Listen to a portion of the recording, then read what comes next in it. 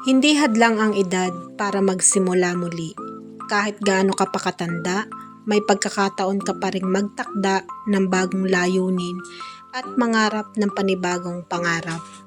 Maraming tao ang nag-iisip na kapag tumanda na sila ay huli na para magbago ng direksyon sa buhay.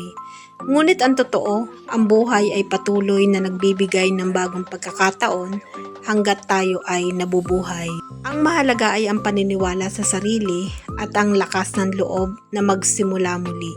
Maraming matagumpay na tao ang nagsimula ng kanilang pangarap sa mas huling bahagi ng kanilang buhay. Hindi mahalaga kung kailan ka nagsimula. Ang mahalaga ay nagsimula ka.